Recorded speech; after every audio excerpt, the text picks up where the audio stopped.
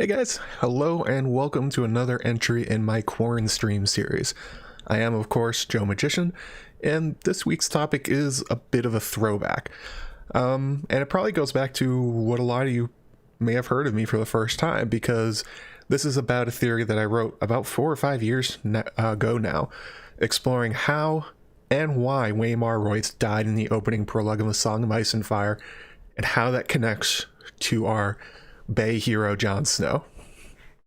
Hey guys, how's it going in the chat? A lot of people here today.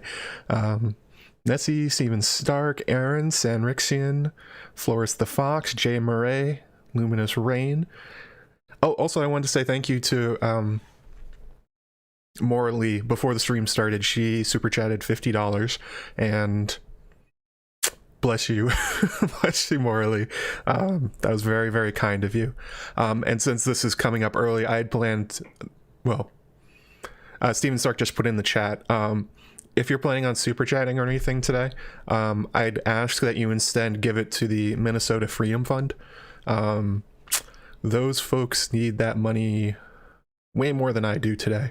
I appreciate the support and all that kind of stuff you guys normally do, but today's there's a slightly different priority of where people need help the most, and it's certainly not dude sitting in his room talking about Song of Ice and Fire. But anyway, yeah, so that theory that I wrote is called, well, this is kind of funny. It was called A Cold Death in the Snow, The Killing of Waymar Royce.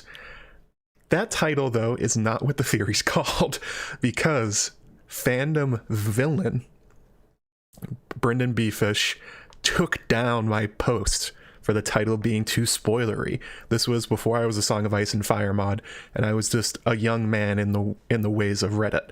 Apparently saying that Waymar Royce was dead in the prologue was too much of a spoiler for the mods.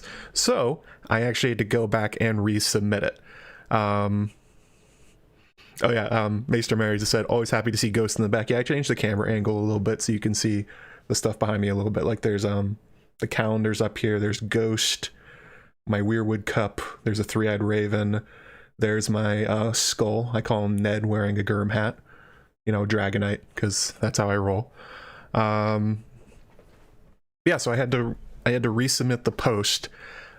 But in my haste to do it, because I was so excited about the theory, I even got the name wrong again. This time I called it Spoilers All, A Cold Death in the Snow, The Killing of a Ranger. Yeah, that's the name of my most popular post. It has 2 spoiler tags in it by accident. We all make mistakes. And then a year ago, I released the sequel to that titled How the Song of Ice and Fire Ends, The Killing of a Ranger Part 2, where I released it just before Season 8. It was, instead of talking about what was the past, going back and looking at the books and hints that John and the others are on this collision course, and then the part 2 was like, okay, so we'll take that and let's try and make some predictions about where this is going. That one was slightly less popular, although it's still available on the on my YouTube channel. If you want to watch it back after this. But today I thought what I want to do is talk about those 2 theories sort of as like a retrospective, where they came from, the response to them, where they kind of went right and where they went a little bit wrong, because swing and a miss on part 2. And you know how I kind of think of them today, looking back as the person that wrote them, and all the fun that has come from it since then. Before we get into that, though, if you could take a moment and absolutely slam that like button, subscribe, share, and if you're watching on replay or listening back to the podcast feed, you know, leave a comment or review. These seem like pretty small things, but they actually do make a big difference because of the way YouTube runs and the way its bots recommends content to people. These are signals they pay attention to, so it really does help, even though it seems very small. And again, I just want to reiterate this point. Normally I would say, like, if you want to support the channel, go to my Patreon, or you can do super chats or super stickers. But again, if you wanted to do those today, I would ask that you give them to the Minnesota Freedom Fund. I'm going to drop the link in the chat again.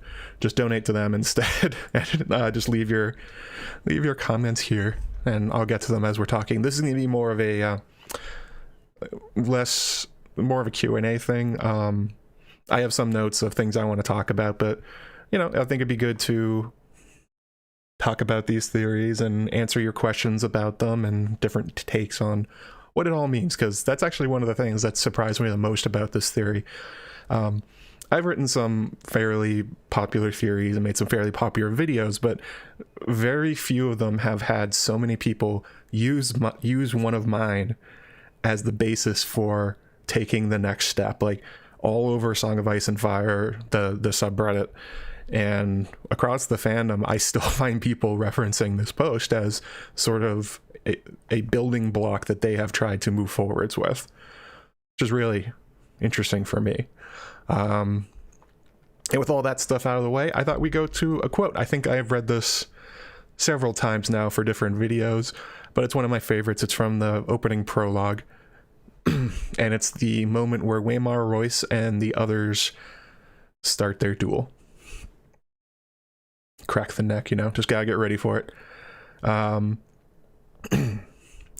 The other slid forward on silent feet. In its hand was a long sword like none that Will had ever seen. No human metal had gone into the forging of that blade. It was alive with moonlight, translucent, a shard of crystal so thin that it seemed to vanish when seen edge on. There was a faint blue shimmer to the thing.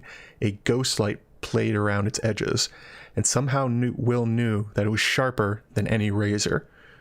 Sir Waymar met him bravely. "Dance with me, then." He lifted his sword over his head, defiant. His hands trembled from the weight of it, and perhaps from the cold.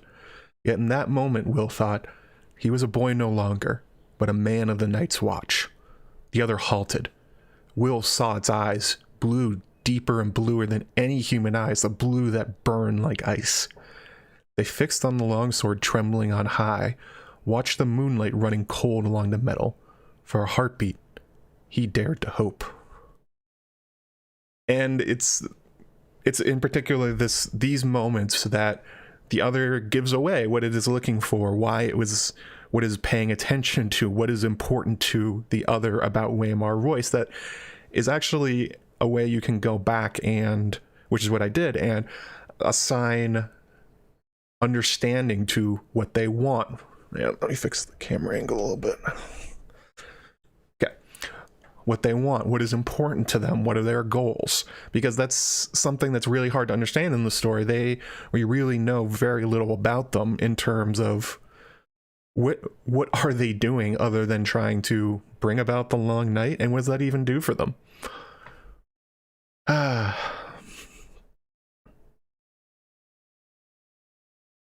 Oh, that's a good question, Kitty Kramer. let me copy that and put it into my doc. I'll get to that later.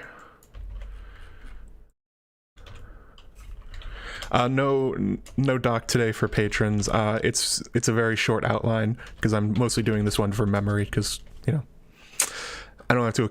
I've already written these things. I'm just mostly doing it from memory.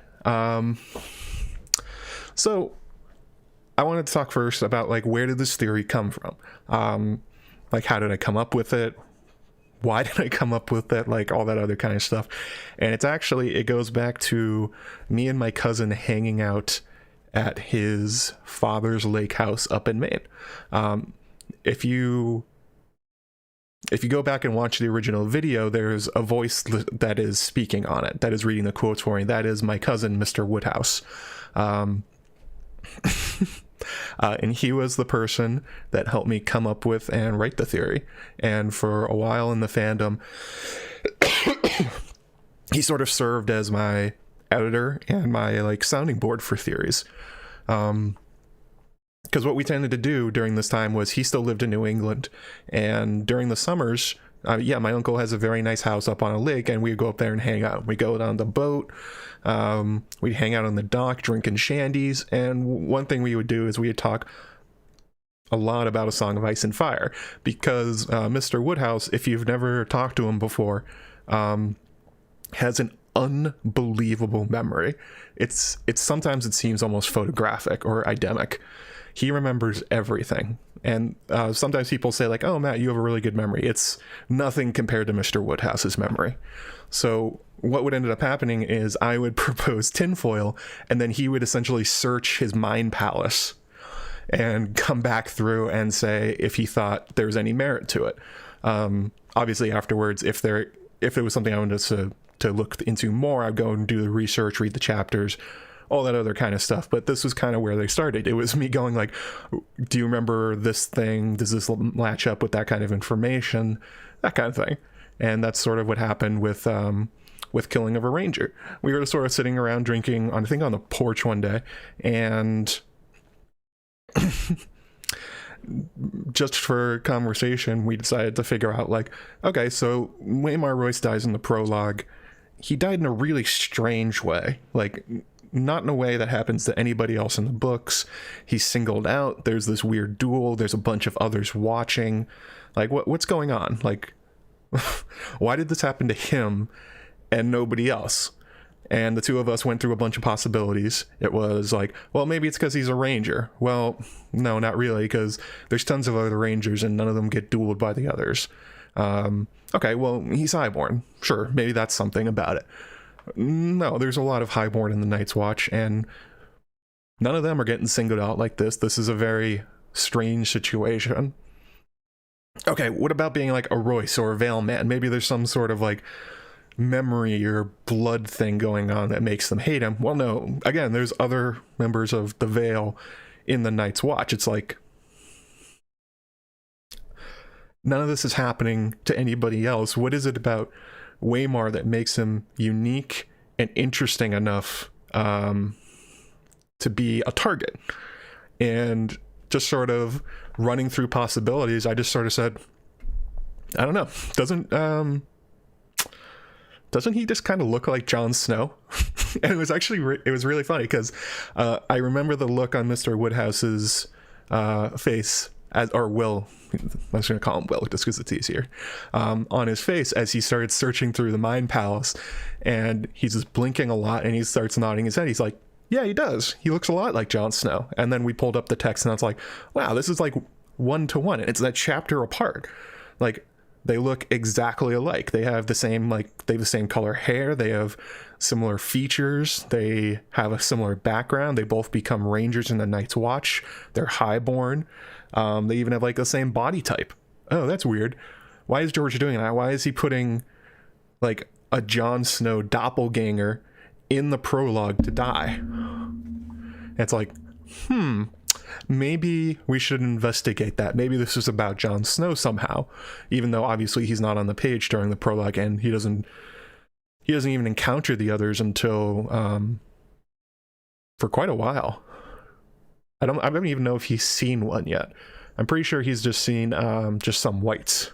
It's Sam that has seen the others.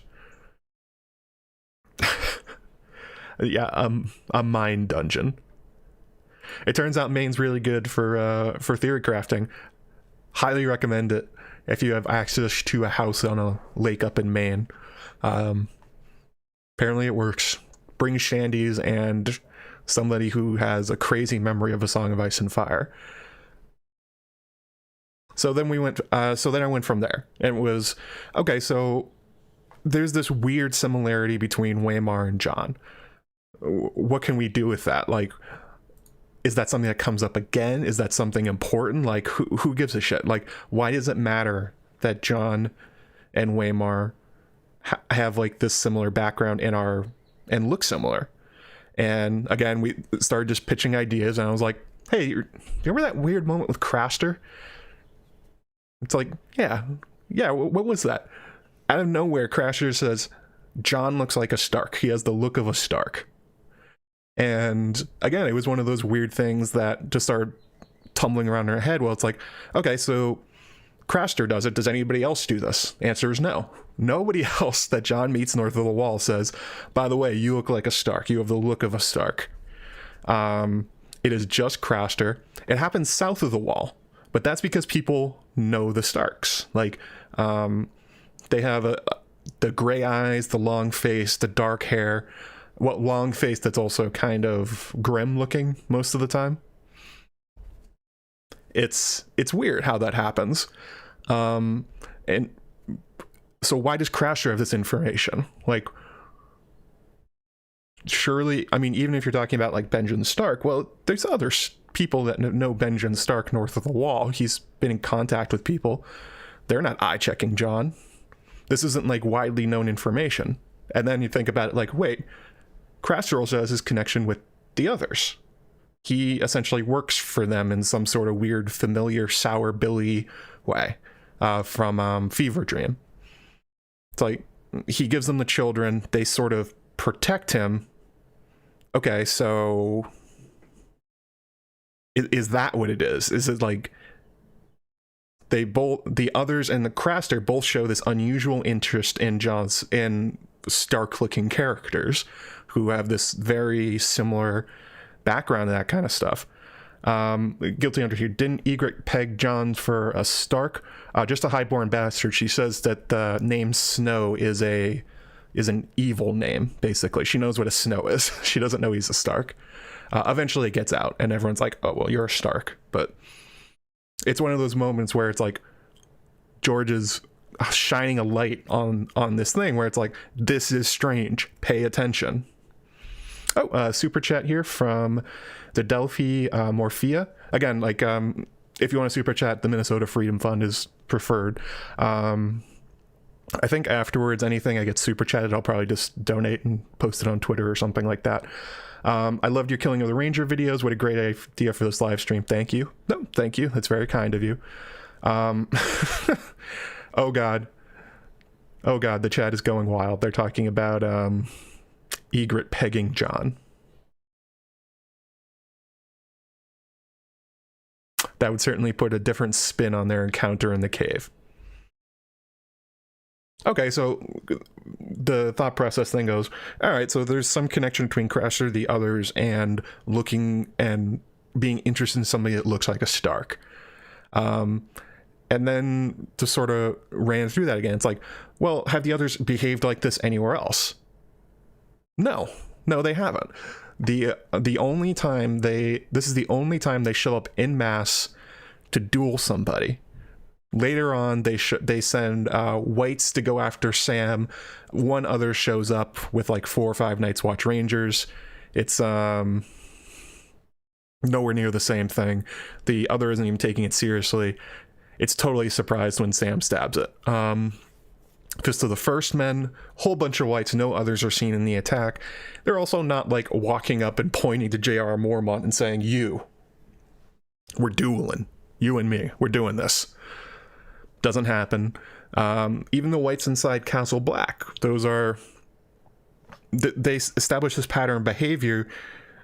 George establishes a pattern of behavior in the prologue that he then totally abandons. The others almost always use... prefer not to get involved directly because, well, I mean, there's certainly some good reasons. The eye-checking the sword is probably a pretty good one, but it's interesting that the drastic change in behavior from Waymar to literally everybody else. I mean, even people have brought up after the first theory when I posted it, wow, you guys are really talking about pegging. God bless you. If you really make sure at the next Nauticast stream that you bring up pegging quite a lot too. I know how much Jeff loves it. What was I saying? Oh yeah, the Benjen. People have said like, well, did what happened to Waymar happen to Benjen and his men? It's hard to say because there is some similarities in that Benjen's body is missing. Most people assume he's dead. A lot think he's Cold Hands, although George wrote in the reply to his editor saying no, not that it's not Benjen, but it seems to be a similar sort of scenario. And it's like maybe that is the other time this has happened, another for Benjen, Stark, and Waymar Royce, which would actually sort of tie together the idea that there's this look or family history that maybe that the others are after. And this was kind of tenuous when I put it in the original theory, and I still don't really like it, but it is a thing that Catelyn Stark mentions that recently the Starks have married into the Vale.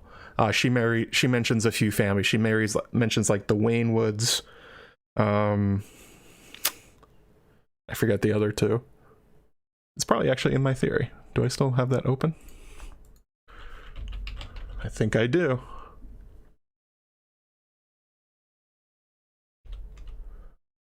Waynwood, Corbray, maybe Templeton, and then afterwards it's like, well, maybe that means that there's some sort of way that...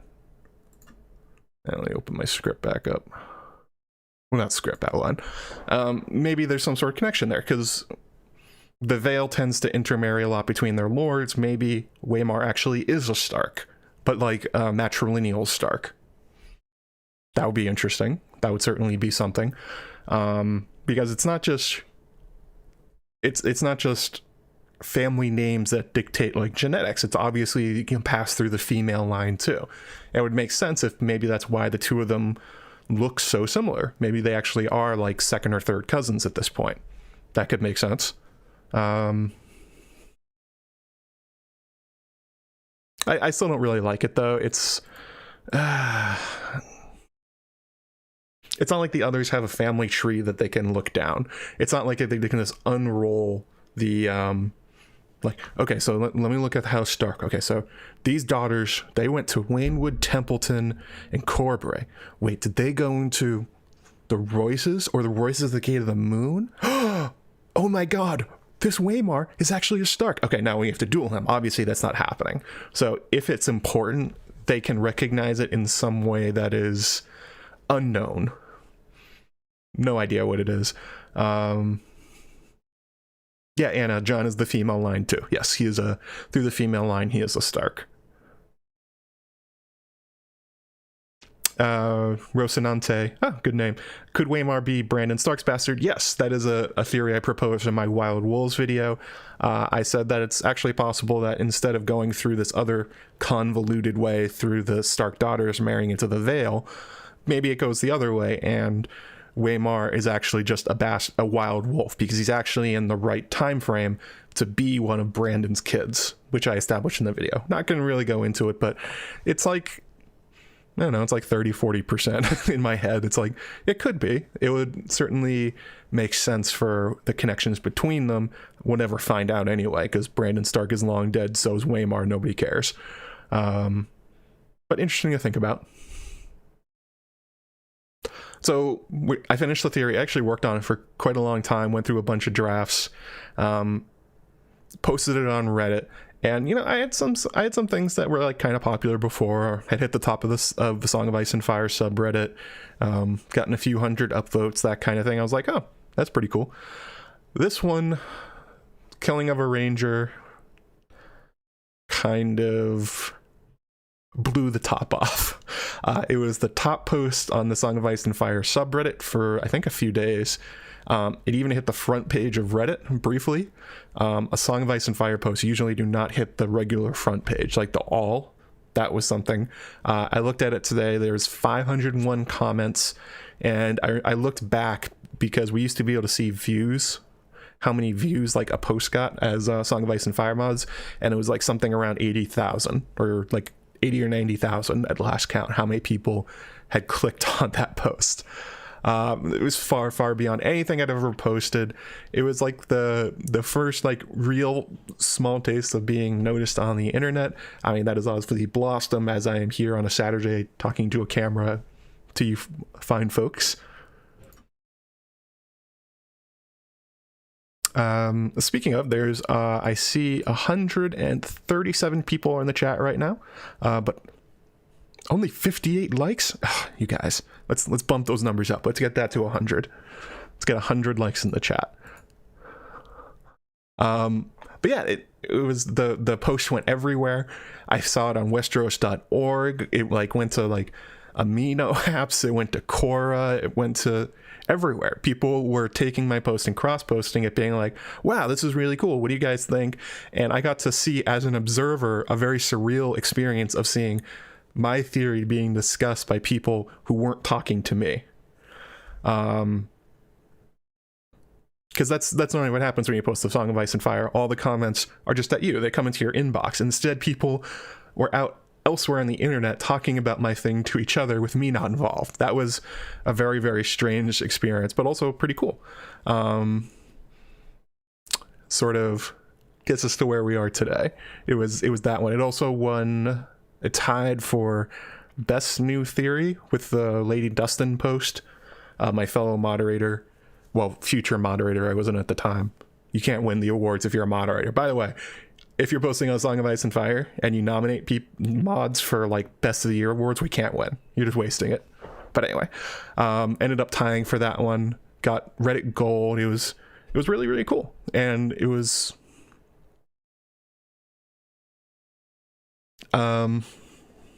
really inspired a lot that has come afterwards. How Joe became internet famous. Yes, I'm not internet famous. I am minorly internet known among a small community of Song of Ice and Fire fans, but sure. Bernie's apparently going to peg you if you don't hit the like button. Wow, Bernie. That is a threat? Maybe a threat. I'm not really sure. So I wanted to talk about a little bit, like, so what is the problem that the killing of the Ranger is trying to solve? I mean, I talked about initially, it's why was Waymar killed, but it gets more to a larger point about the others, and it's that it's trying to understand who they are, what they want, and where they are going in the story, because George has given us almost no hints about any of that. Their rationale for why the Night King of the books did what he did is really lacking in detail. It's basically just like he got ensorcelled by a magic other woman, and they had such great sex that he turned evil. But why was he evil? What was he doing? Like, what is the point of the long night? And oh, hey, Michael Akkad. Wow, this is my first live stream with AskJoeMagician. Been a fan for months. I'm glad you could make it.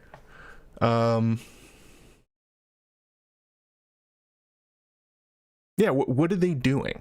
What is the point of the long night?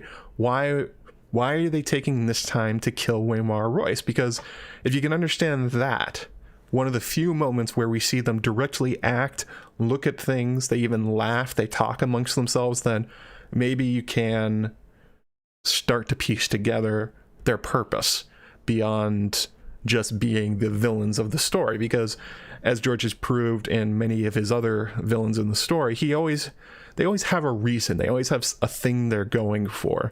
Even if it's not a great one, even if it's like horrifying, like something like Euron or Varamir, Ramsay, like there's always some goal they're going after, and the others are completely lacking in that. And it's also kind of solving, well, it attempts to kind of solve this point that there's quite a lot among other characters that are perceived to be the savior of the story, the hero of legend. Like when you talk about Rhaegar, you talk about Daenerys, you talk about even Stannis. That's what Melisandre thinks.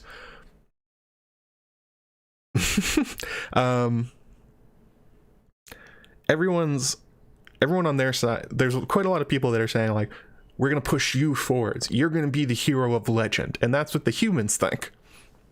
That's who they think will be the one to take down the long night at some point. Which I always thought was interesting, that like Daenerys is pushed forward as like the prince that was promised, the hero of legend that will come to save the world. But there's not really, the others aren't active.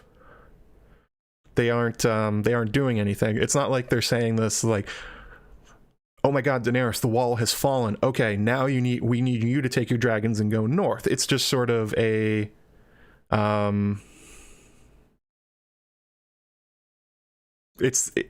there's nothing to save them from. As far as everyone knows, the others are dead and gone. That's the general consensus.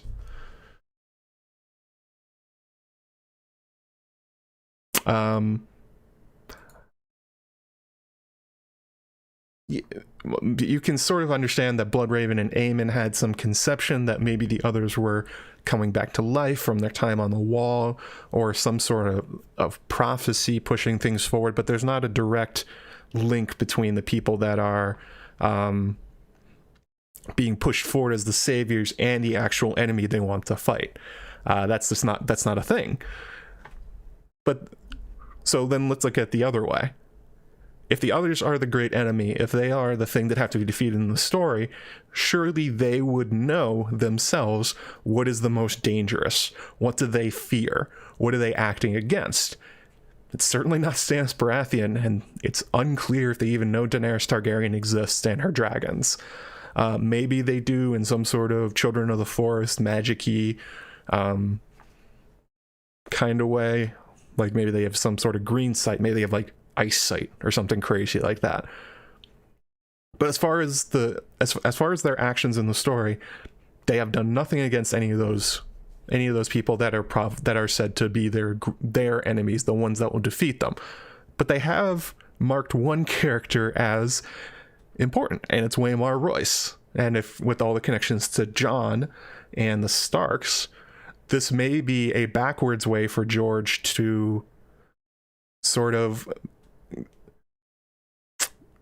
give this kind of gravitas to Jon that he's currently lacking, because nobody knows who he is. Like, the fandom knows. We all know RLJ. We know he's Rhaegar's son. It looks very much like he's at least going to be an heir to the Iron Throne. He may be the prince that was promised. He may be Azor Ahai come again. All these things, but nobody's saying that about him in the story. Nobody's pushing him forwards to be those things. Oh, Amy L just donated through PayPal to Minnesota Freedom Fund. Thank you so much, Amy. It's very kind. Yeah, instead of super chats, please give the money to the Minnesota Freedom Fund for all the protesters out there that are need bail money and legal help. So, yeah. Yeah, the others and Jon, this is their connection. This is a way to be like, well, what do they want? They clearly want to kill Waymar and Bloodraven. These are the two figures, and if you extend that out, then Jon too. These are the ones that they fear. They're also the ones that are closest, but it's interesting that this could be how George is layering that in. That he's saying Jon is important, not because, Benaro of the Red Temple says he is. He's not important because Melisandre is declaring him Azor Ahai come again with Lightbringer. It's his enemy. The others are doing it. The others are saying, we think this person is important. He's worth watching out for. And I find that very, very interesting. And I think that's what the first theory, anyway, is trying to get at. That it's... at the surface level, again, it's like, why was Waymar killed? But it's more than that. It's, what are the others saying is the worst thing in the world to them, or what do they care about? And also, there's the connections to the Children of the Forest. The others maybe have some form of prophecy too. Maybe they have, like I said, like ice dreams or ice sight, or maybe even green sight. They may be green seers themselves. And they also seem to have enormously long lives. They seem to be functionally immortal. So this is something I thought about when I was writing it. It's like, if they are functionally immortal, do some of them have like a living memory of Azor Ahai? Do they have a living memory of the last long night? Do they remember who defeated them, they remember who the commanders of the Night's Watch were. And do they look exactly like Jon? Like, is this a reincarnation thing? I mean, it very well could be. I think that would be really interesting if they keep seeing the image of the person or that led the forces that defeated them, and they have some, like, maybe they have some visceral reaction to him, or maybe they think it's like a reincarnation thing. I don't know if reincarnation's a thing in George's world, but it's very possible, especially with how long-lived they are. Like, certainly Bloodraven probably knows what the original Azor Ahai looks like. Bran probably does too. They can probably go back and see these moments through the trees, as long as those are stored in their ancient memory banks. Like, Bloodraven makes that point that, like, a human life is like a drop of water in, like, the river of time, and they can see all of it. So what if the others have some sort of access to something like that? They would know better than anyone living today who their enemy is. They would know better than anyone else living today what actually happened in the past, what their rise to power looked like, how they actually did what they did. Which I find fascinating, and I love thinking about things from the other side, because it's such an interesting idea. Carl Karsnark says, what in my opinion caused the others to be awakened after so long in the first place? The Red Comet, another supernatural phenomenon. It's older than the Red Comet. I also saw that Aaron M had already donated to the Minnesota Free Fund. She's going to donate somewhere else. Thank you so much, Aaron. That's very kind of you. So what awakened them? Well, they've had this deal with Craster for a while. He has been at least practicing his systematic incest marrying of daughters for several generations at this point. Like, Gilly is in her teens, maybe near 20, and she's one of the younger ones. So yeah, if you look at his age and the age of his oldest wives, there seems to be some connection between him and the others going back probably like 30-40 years. You can sort of use that as the start point of when were they active, what caused them to wake up. It also seems like they have always been active, but they're more active now. Like, maybe, like, Tormund describes them as an evil mist. And how do you fight the cold? How do you fight the mist? Maybe they only recently got bodies back or something like that. Like, for instance, we know from, like, the Varamir chapters and the understanding of the Green Seers that it's possible to be a disembodied soul. You don't have to be in a particular body all the time. Like, your soul could go into the trees, it could fly above them, it could jump from animal to animal. So entirely possible that the others have been around this whole time, but it's only in the last, like, let's say 20 to 40 years that they decided they needed bodies again. And that could be exactly what they were doing with the babies, that they needed to essentially, like, possess them or use them in some kind of blood magic ritual to reform their ice bodies, because their bodies are made of, like, they have ice bones and all this other weird crap about them. They make everything from ice, so they may be creating that from those children he's getting it from Craster.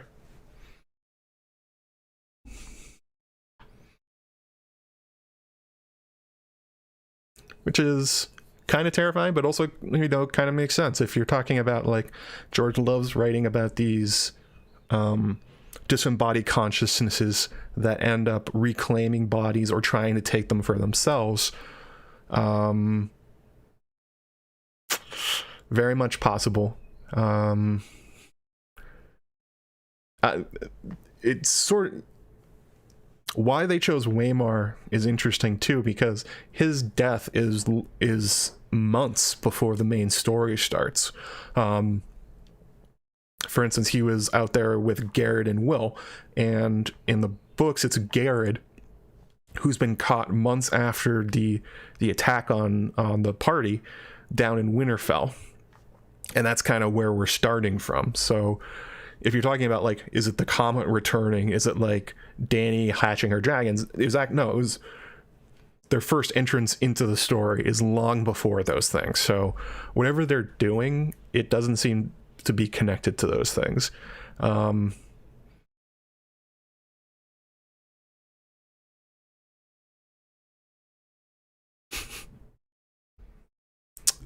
Could Desert Stormborn Charlie 11, could the others be spirits of the dead conjured into a reanimated body, like fire white barracks, ice preserves, fire consumes? Yes, absolutely.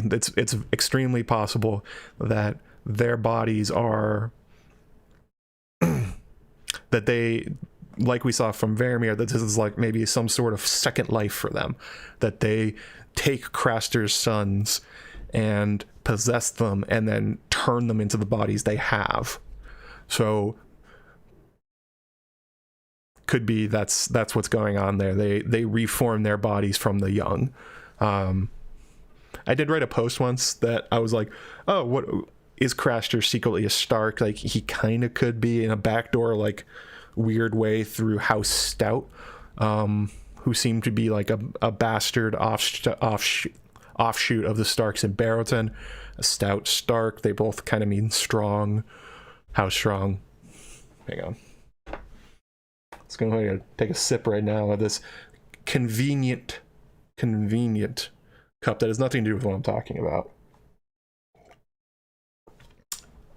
Sir Winton Stout, the would-be Lord Commander on the Wall that lost his election.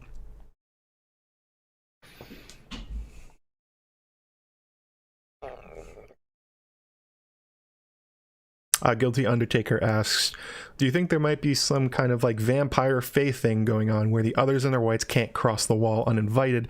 The one time we see them cross, they were taken by the Night's Watch. Great question. I don't particularly have an answer on how those whites went through the wall and were able to be controlled to attack people. It could be something like that where they can't walk through themselves. Cold Hand says he can't go through the wall, although it doesn't explain why. It's assumed that there's some sort of barrier, like the one keeping out the undead from Bloodraven's cave. An invitation or being brought through on your own seems like a fairly reasonable idea. Oh, is apparently some issues with the chat going on. You guys doing okay? Is the chat working? If it's not working, I would try refreshing it, or maybe try like a pop-out chat. That usually tends to fix things. YouTube's been weird lately. That's not great. Although it looks to be going fine on the actual video, because you can see here next to me on the over here, the chat coming directly from YouTube is going onto the stream. So yeah, that's kind of crappy. No issues. Yeah, all I can say is try and just refresh the stream or pop off the chat, that kind of thing. Maybe that will fix it. But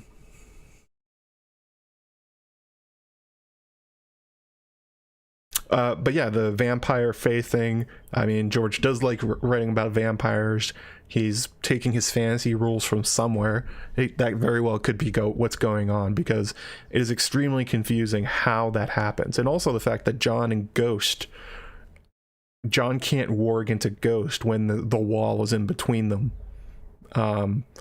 which is super strange. It's one of those weird, and there's also the moment where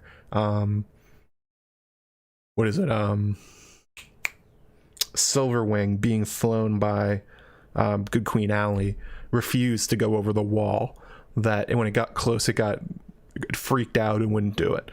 So there's something going on there.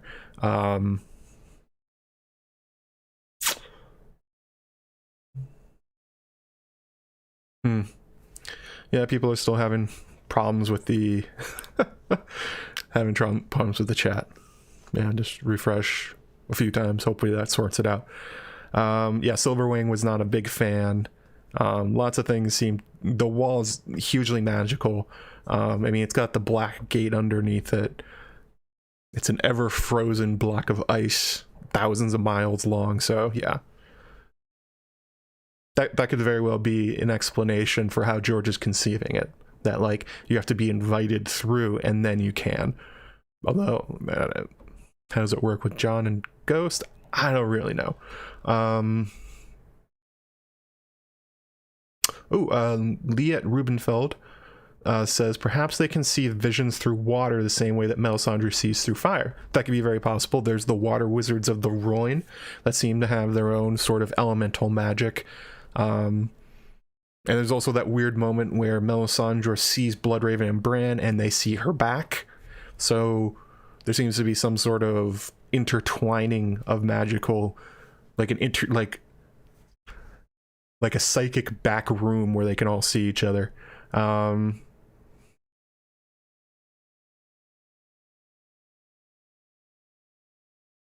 That would make sense to me. Maybe there's some sort of, yeah, like waterbenders. Maybe other, well, they're kind of like waterbenders. They can make ice form into whatever they want. So they can make swords and armor and all that other kind of stuff. So yeah, I could see that. There's no reason to think that only fire has the ability to look into the future and look into the flames and see dreams. Like dragon dreams and green dreams seem to be kind of the same thing, even though there's not a ton of overlap between the demographics of the people that get them.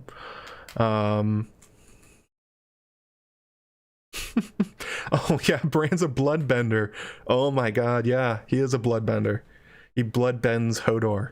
Oh yeah, everyone needs to watch Avatar: The Last Airbender if you're not getting these references. On Netflix recently, so go back and watch the whole thing. It's one of my favorite series.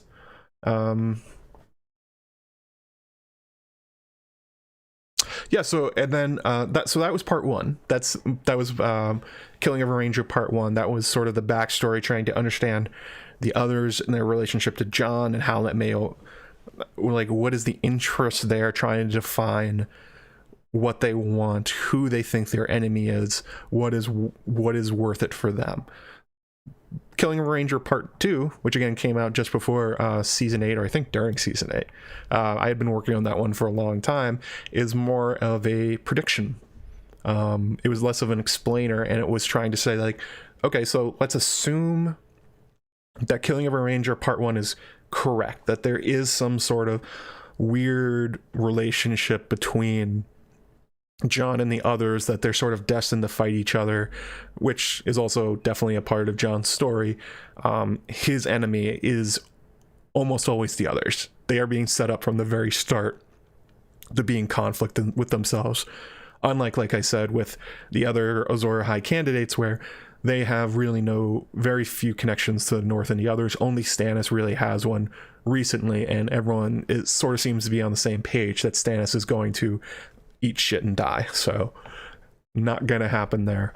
And I honed in on this idea when you look back at that duel between Waymar and the others, that it's this returning concept that George and actually Dan and Dave picked up and put in the show, that it's called The Old Way. It has a couple other names. You can also call it like childlike combat, sometimes known as a duel, but it's specifically called out as this idea where when there's a conflict between like two rulers or two factions and their armies are formed, they can solve their differences by essentially just fighting each other one-on-one, and the winner of the duel wins the war or the battle without the armies ever having to fight. I'll see you later, Courtney. She's going off to rail against the establishment with Eliana of Girls Gone Canon and Wendy Nerd. Yeah. Thanks for stopping by, Courtney. Yeah, stay safe out there. Good luck with the protesting.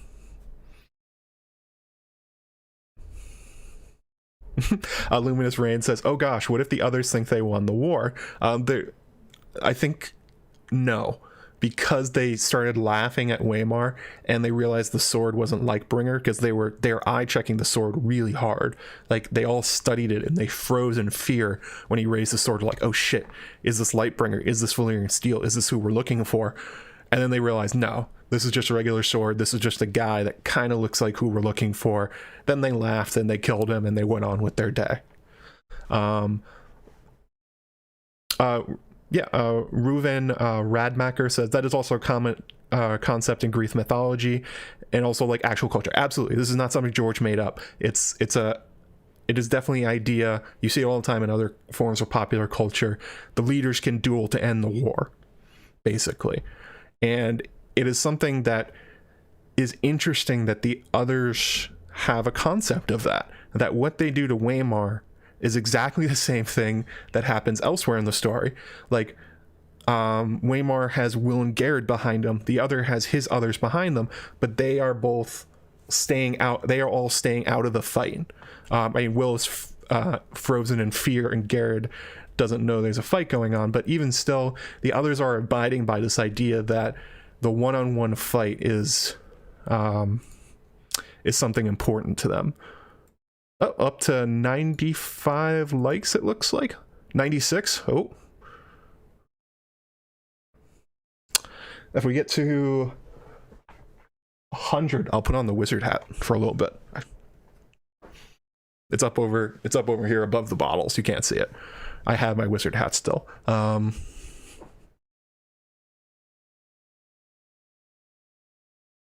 Oh, okay, so that went up over it. All right.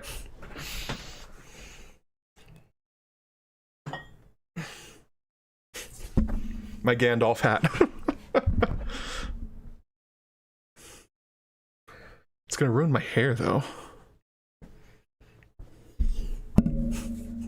Oh no, it's backwards. Oh wait. There we go.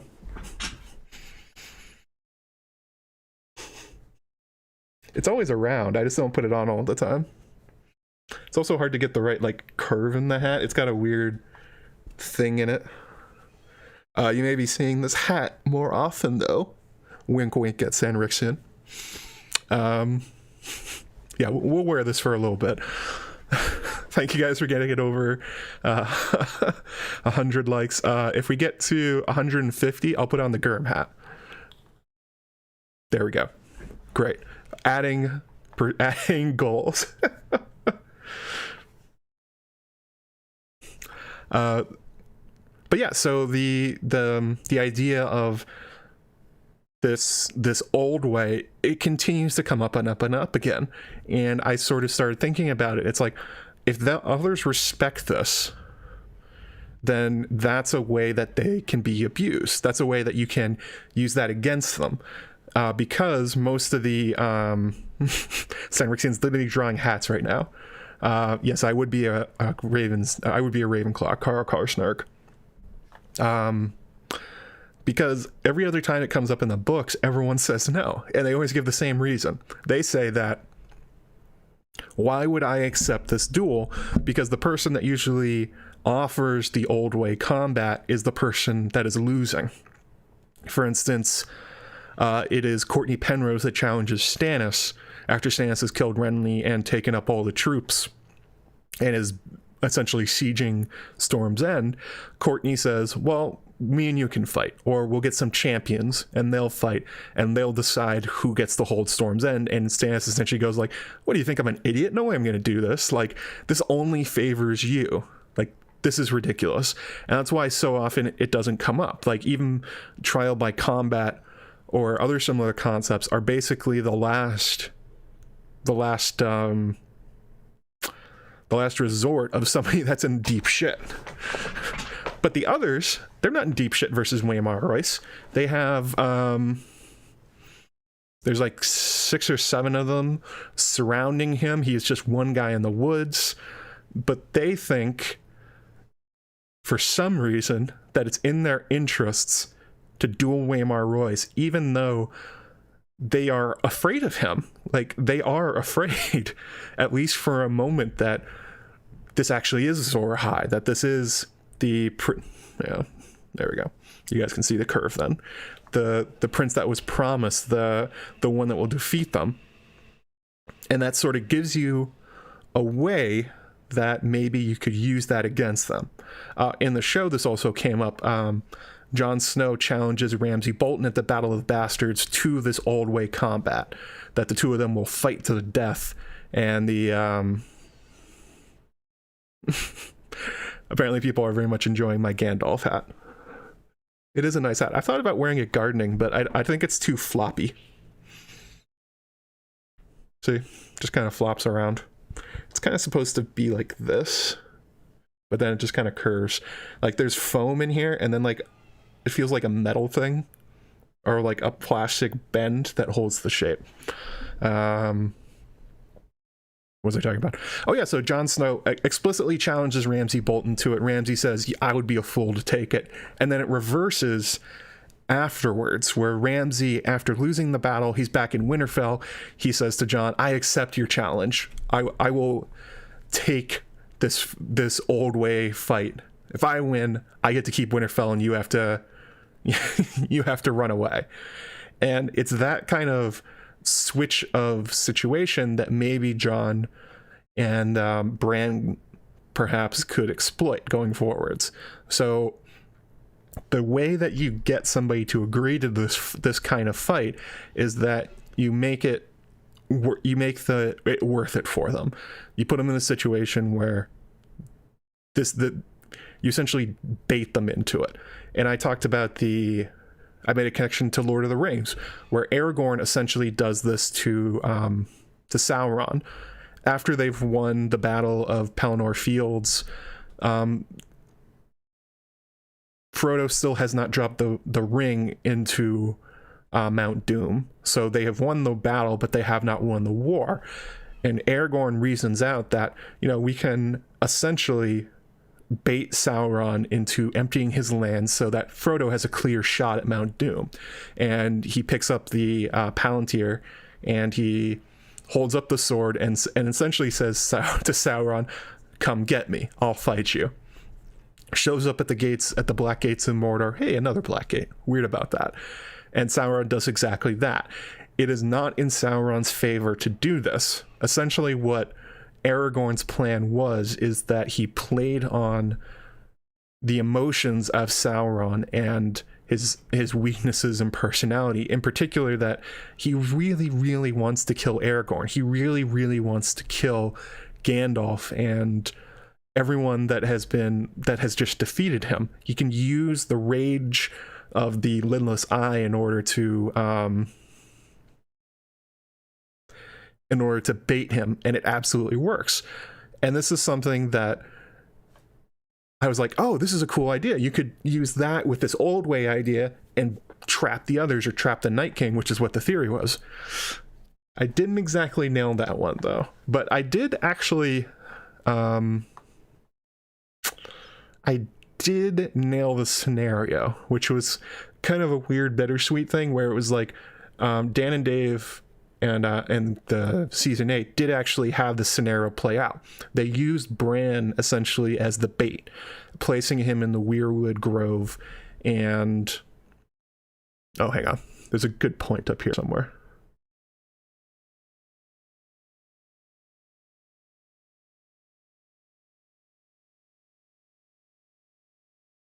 Oh no, they're talking about floppiness. Oh good, more dick jokes. I mean, on brand. 117 likes, so 33 away from me putting on that tiny hat that doesn't fit on my head that I wore during the the stream I did with Bookshelf Stud talking about the House of the Undying. But yeah, that happened in season 8, and Theon essentially plays the role that I thought Jon would, where he challenges the Night King to one-on-one combat with the bait behind him, Bran, aka Aragorn, and his challenge to Sauron. And the delay is essentially what allowed Arya to sneak past the others, because they're all zoned in on this Waymar Royce like scenario playing out before them, and that's how they end up killing him. But it's noted that Dan and Dave, after the season ended, said that they initially envisioned that scene to be Jon. That would be him instead of Theon and Arya that would have played that role. So in a weird way, I did predict that. I did get it right. Like, in a weird way, the Killing of a Ranger Part 2 is correct, but they ended up changing it away. I like read the tea leaves on them correctly, but then they changed it. So that's kind of how it goes. But yeah, the Old Way combat did come up. They respected the fight between Theon and the Night King in the same way they respected the fight between the Other and Waymar in the opening scenes. The bait was there in that they thought that Waymar was somebody important, and they know Bran is important. Like, check. So this is something that I think is, while the show didn't end up doing it the way that they initially planned to, there's good reason to think that that George may end up going that way. All the hints that I laid out in Killing of a Ranger Part 2 are basically present in the books too, in different forms. And I don't think George would end up changing his big plot point of who slays the others, or oh god, you guys are actually going to try and make me wear that silly hat, aren't you? This is like the thing on Patreon where if I get to 50, I'm going to talk about Meat House Man, and I don't want to, but I'm at 45 right now. We get to 50, and then I'm going to do it, and it's like, this feels linked to me in my head. I think I need to think of goals that I look forward to more. I don't want to wear that tiny hat.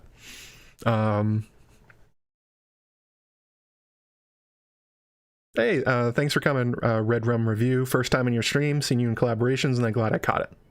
Yeah, cool. Glad you got to see them. Just me talking with a silly hat on. So yeah, I think even though there's no Night King character in the books, that is a Dan and Dave creation.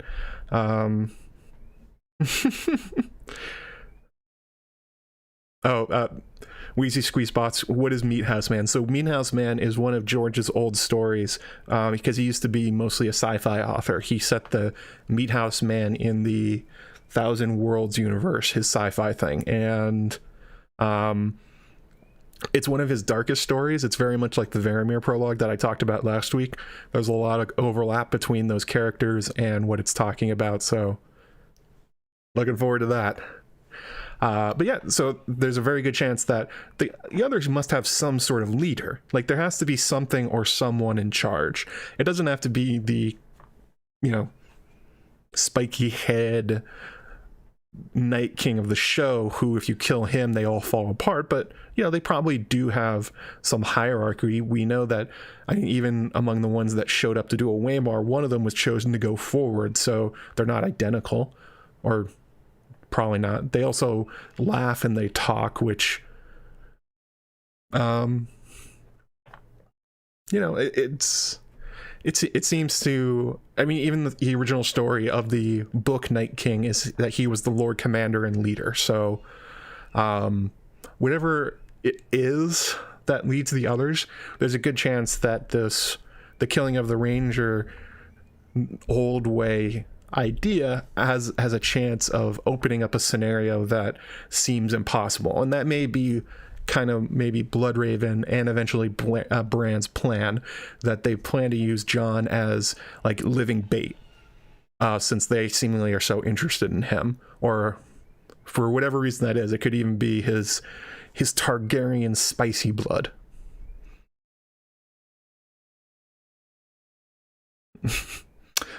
Luminous Rain asked, they laugh for sure, but do they talk? Yes, the language is called Skra. It sounds like ice breaking on a lake or something like that. But yeah, at least in the legends, there's the idea that there is something or somebody in charge. Maybe it's something kind of like the Undying, where the physical undying sitting in the chairs are like the others, and there's like a blue heart, or they call it like the heart of winter, in Bran's vision of the far north.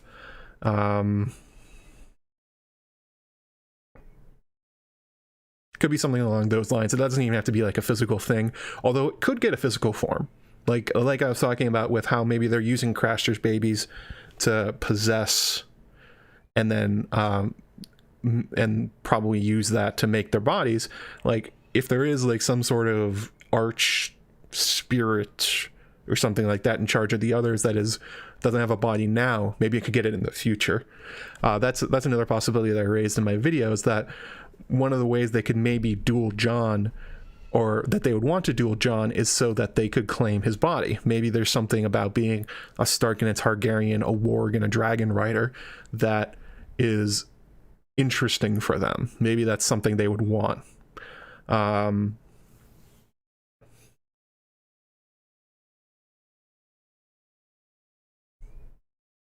mean, like in the Varamir chapter, he notes that the gift of his psychic powers, which is what skin changing are, won't pass from his body to the next body.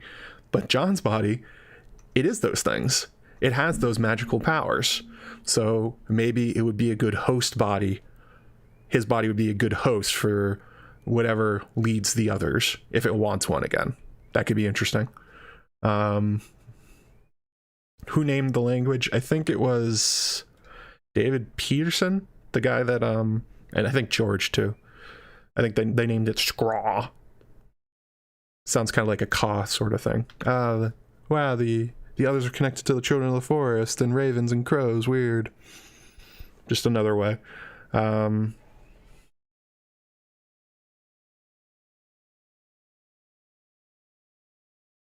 Maester's on still holding out that the Night's Queen is the Amethyst princess or empress.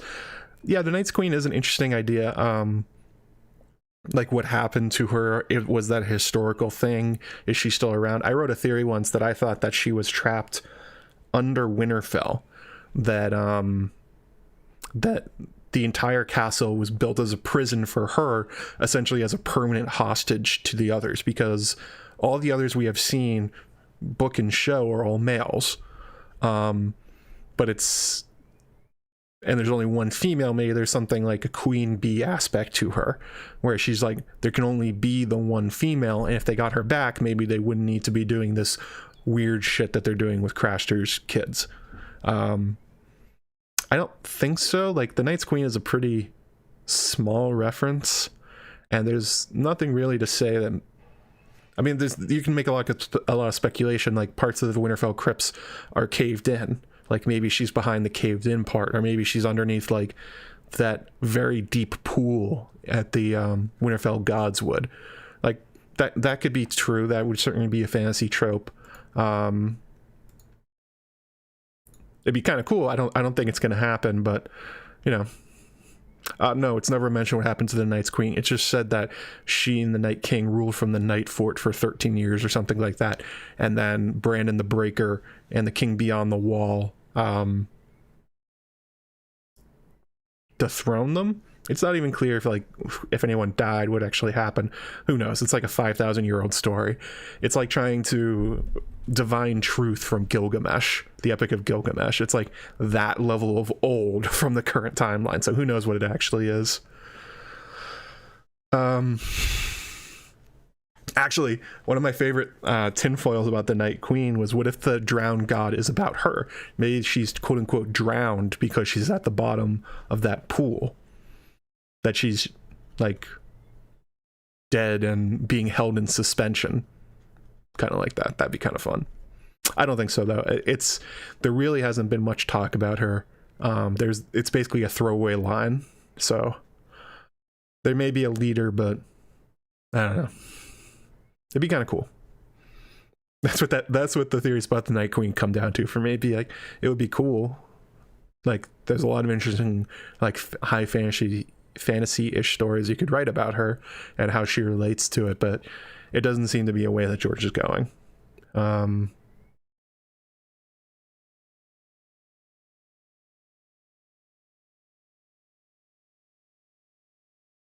Oh, so there was a question at the top that I said I would get back to from Kitty Cremerdo. She says, do you think there must always be a Stark in Winterfell because of their blood of the first men, or more specific, or more bloodlines specific to the others? That's one of those things that is super interesting to think about, because why do people think there always must be a Stark in Winterfell? Well, you can think about it from the magical sense. Like, they clearly are wargs. They are a family with green sight. They are somehow related to the others. Well, it's said that the Night King of historical record was a Stark. So there can be, maybe there's something there. Maybe there's like some sort of magical spell that if the Starks leave Winterfell, something bad happens with the others. Doesn't seem to be a lot to that, because the others have been active for a while there have been Starks in Winterfell, so not much there. I tend to think it's just like a practical thing, that when there's Starks in Winterfell, there's some kind, it's just like essentially like a good thing for the rest of the North. Like, they have stable rule. They take care of their vassals. There's that line that with the Boltons in charge, that like people are afraid to even go down the roads because there's a sense of lawlessness with the loss of the steady hand of the Starks. I mean, it could just be something like that.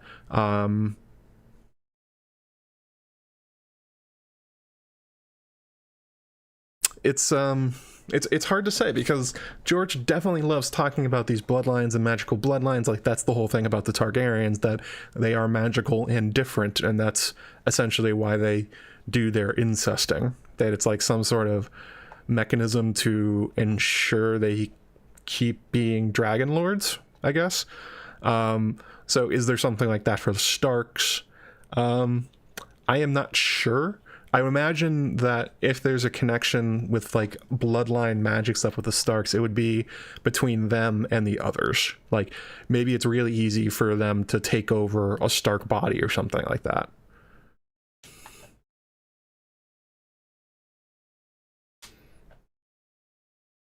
I tend to go with the practical reasoning, though, because if there's some kind of magical incantation or something that like removing the Starks from Winterfell breaks, then I don't know what it is, because it doesn't seem like anything like that has happened. It's not like the Starks left Winterfell and then shit started going crazy. It was going crazy before they left. So yeah, I don't really know. It'd be interesting if it had like something to do with the wall or something like that.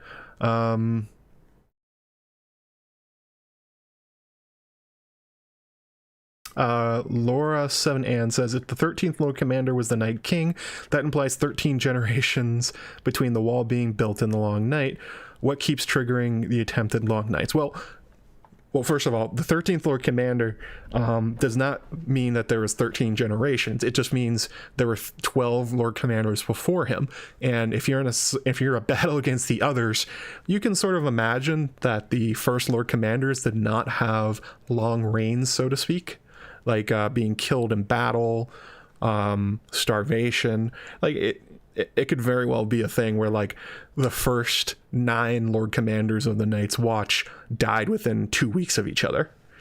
So it doesn't have to be a long time in between them. It could very well be within like 13 Lord Commanders during the Long Night.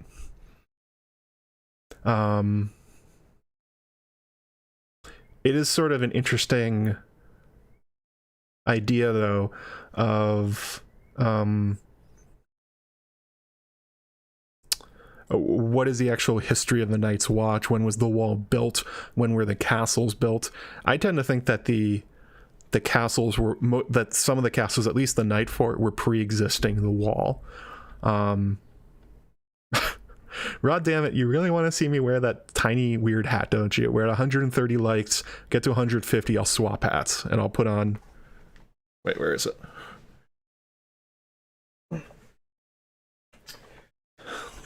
I got a Gurm hat, so... But yeah, I think the Night Fort is probably pre-existing the wall. That the wall, went up afterwards, it seems like. I have no fake beards. I tried one and it was too itchy. And it doesn't look good.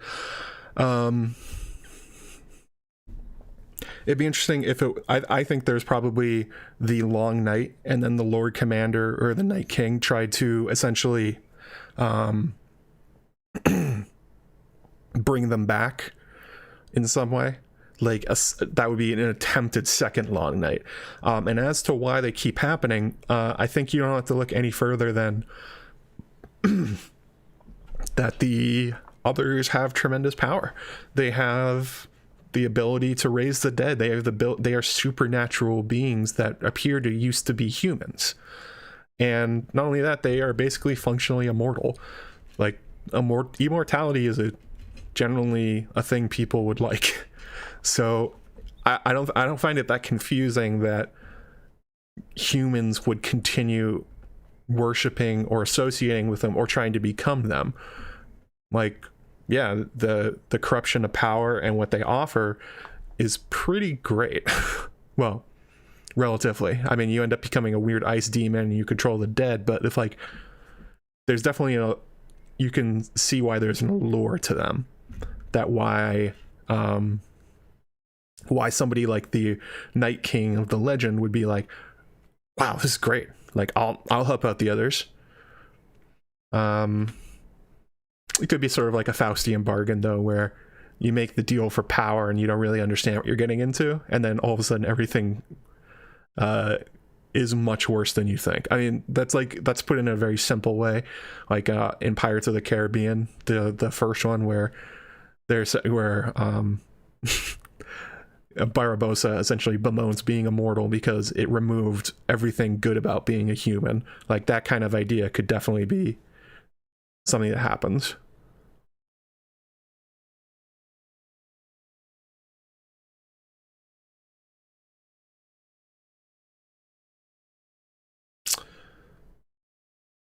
Let's see here.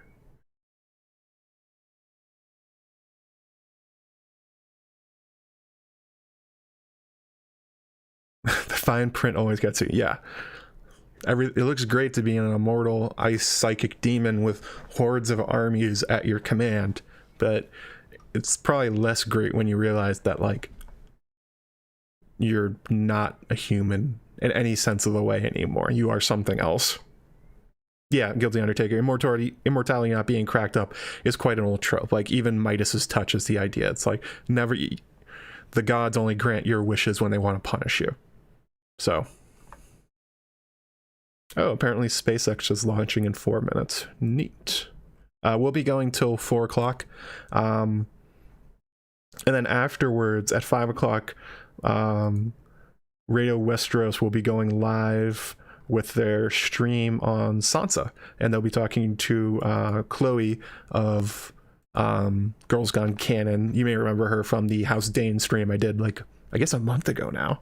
Wow, time is flying. But yeah, definitely check that out afterwards.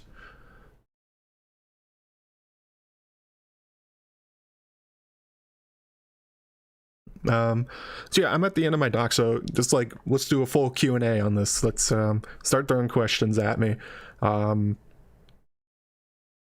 Anything related to the others, Jon, Winterfell, the Wall, that kind of stuff, or just kind of whatever. Let's spend those last 40 minutes having fun with tinfoil.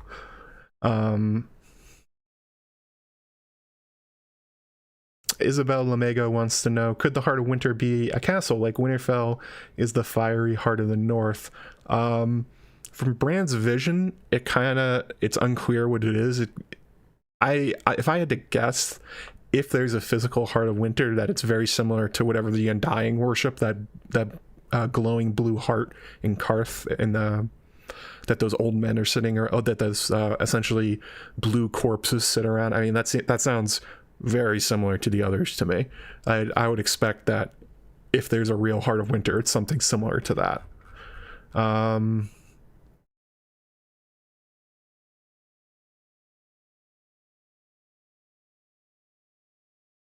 Oh yeah, and just a reminder, if you're thinking about saying any super chats or super stickers or whatever, Steven Stark dropped, or Here Be Dragons dropped a a link up above, please send them to the Minnesota Freedom Fund instead of to me.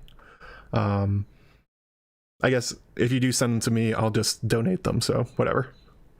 But if you give it directly to them, YouTube doesn't take a cut. I don't know if you guys know this, but if you send a super chat, YouTube takes like 40 or 50% or something like that. So, plus taxes. So if you want the full amount to go to the Minnesota Freedom Fund, I would give it to them directly from PayPal. Unless for some reason you really want to reward YouTube for their awesome service. Julie, not really sure how to pronounce that. The Scythi are a matriarchal society, and George said the White Walkers are like frozen Scythi. See, I always pronounce that wrong. I'm sure I'm doing it wrong. I think the Night's Queen is the more important of the two. Yeah, that could definitely be what he's referencing there. I would think if there was going to be a Night's Queen that she would be more prominent. We hear a lot more about the Night King. He comes up in different stories where she's like a one-line throwaway. So it's sort of, if she's showing up, it would have to be like a very big reveal and going against his interest already.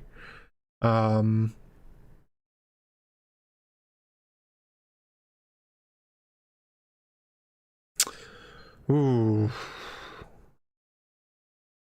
Rod Dammit, what are your thoughts on Jon swapping spots with the Night King? A sacrifice for all mankind seems like a very Jon thing to do.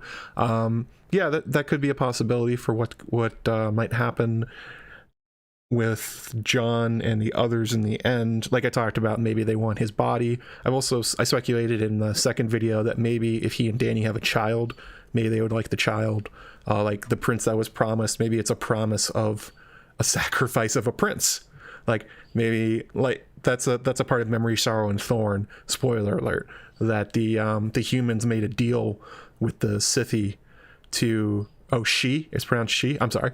They made a deal with the she in order to give them a prince at some point, and that ends up being a major part of the plot.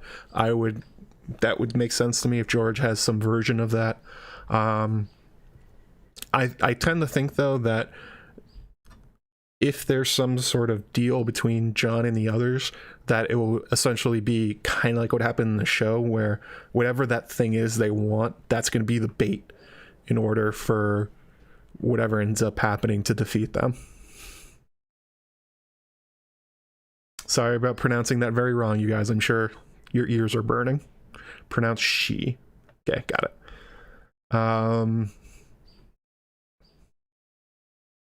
Although I do like the idea of Jon like taking the place of the Night King. I don't know if any of you guys played World of Warcraft, but that's essentially the idea behind that is used for the Lich King, where there's this idea that there always must be a Lich King. So when Arthas dies, the mantle is taken up by Bolvar Fordragon, and in his place, that there has to be a jailer of the damned sort of thing. That would be an interesting plot point too. It would be bittersweet if he saved the world but became the enemy. Yeah, that would be kind of cool.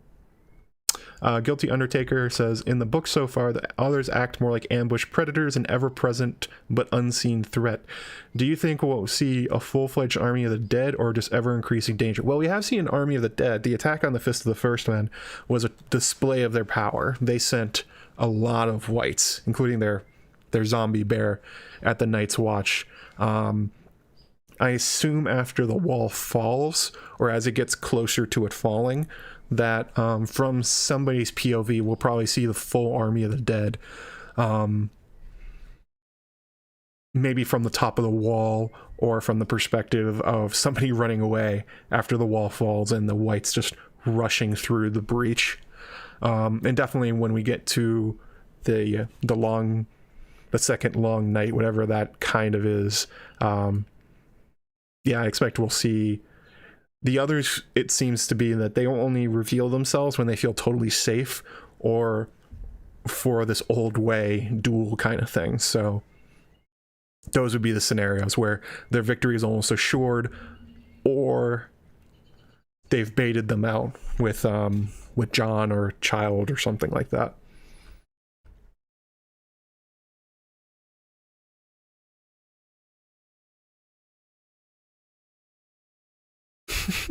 Apparently Sanrixian, who cried for the Lich King in Wrath. I do love Arthas' story. It's a really good fall from grace for the character you start off playing as a hero. Turns evil, but he's doing it for good reasons. He ends up killing a lot of people, and just a total descent into darkness, kind of like an Anakin figure. It is always interesting when a character you like ends up falling in that way. Let's find another question.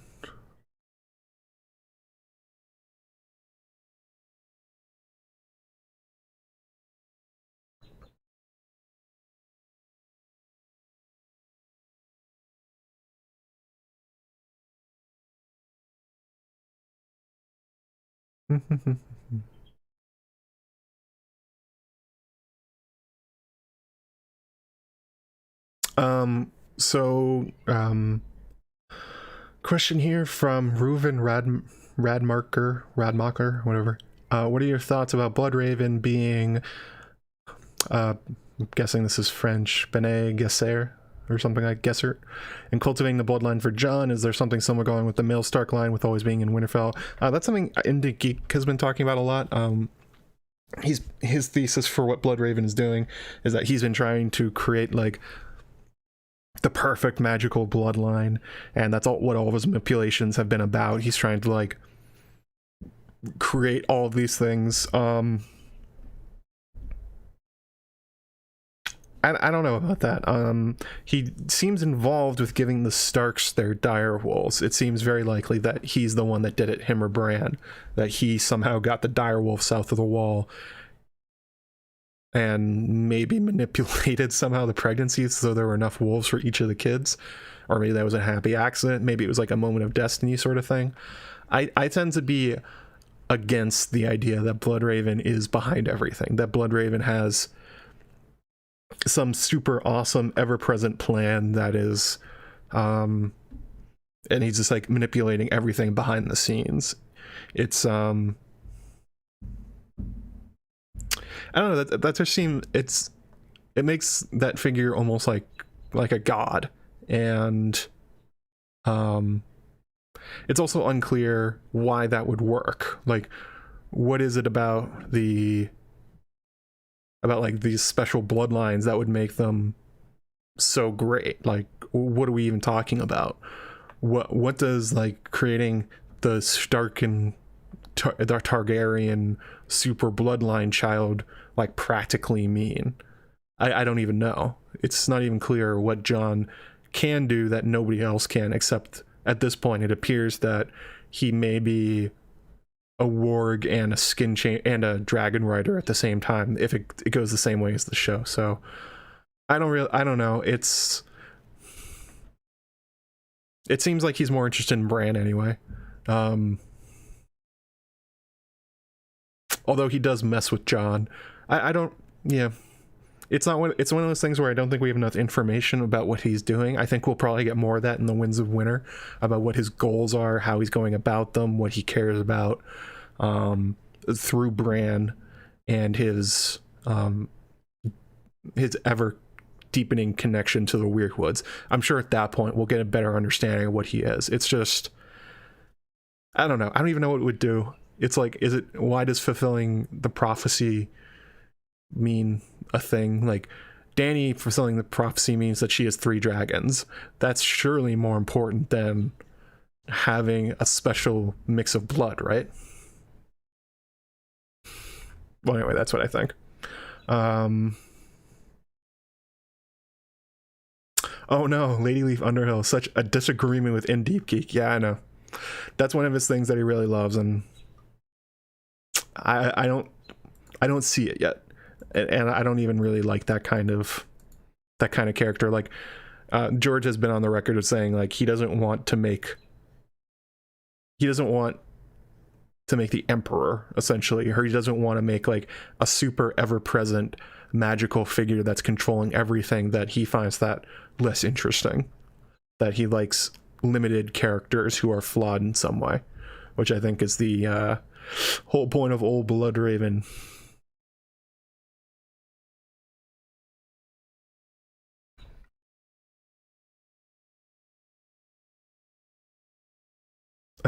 Okay, so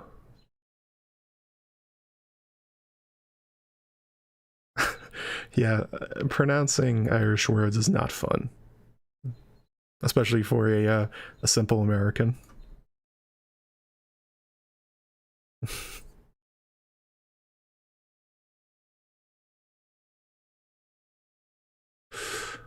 Oh, you guys beat Arthas on heroic difficulty, Charlie 1-1. That's good.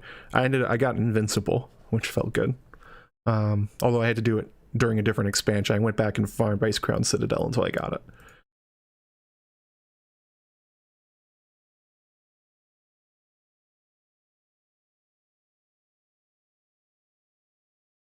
Oh yeah, I know the plot is from Dune, that the creation of the what's his name?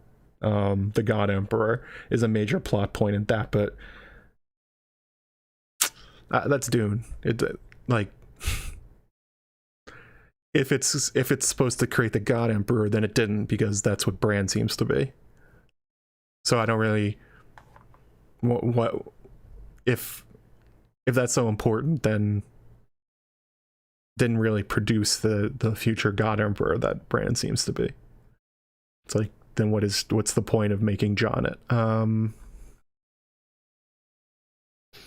I just think we need more information about what Bloodraven is doing, that I'm sure Bran will give us in the Winds of Winter. It's too much guesswork.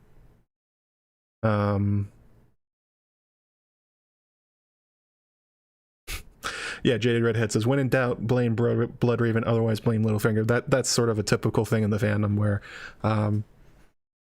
that these guys are perfect manipulators, that everything's under control. They got they're pushing all the pieces around the chessboard, but then George also puts in the line that sometimes the problem is that the pawns move on their own. So it's like, yeah. Yeah, Paul Atreides. Yeah, that's it.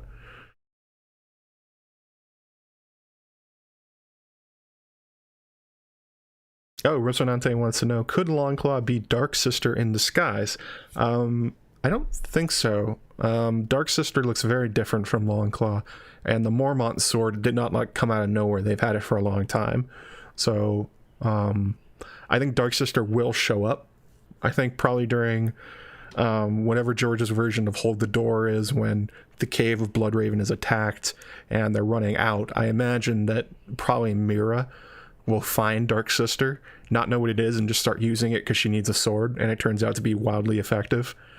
But I don't think it's gonna be like, it probably won't be a huge plot point or anything. Like, nobody knows it's there, so it can't be that impactful.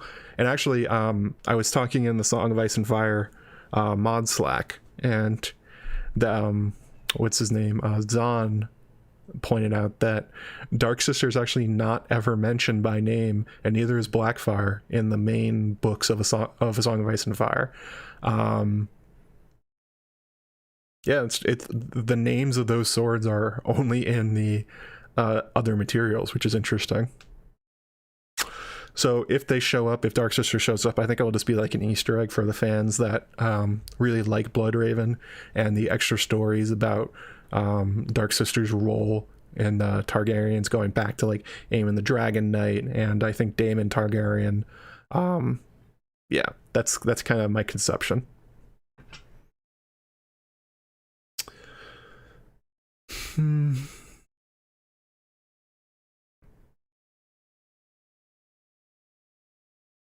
Guilty Undertaker says, like Dr. Manhattan, I think Bloodraven is just a puppet that can see the strings. I don't think he's anywhere like Dr. Manhattan. I don't think that's what's going on with him. I think if the children had the ability that had like Dr. Manhattan or God Emperor of Dune like abilities, they would not be where they are. They would be in charge, and they're not. They lost the war against the Andals. They lost the war against the First Men. They've been penned in by the others. So I think the point of them is that they are not these omnipotent beings, unless they're running like a 10,000 year strategy to win, which seems crazy to me.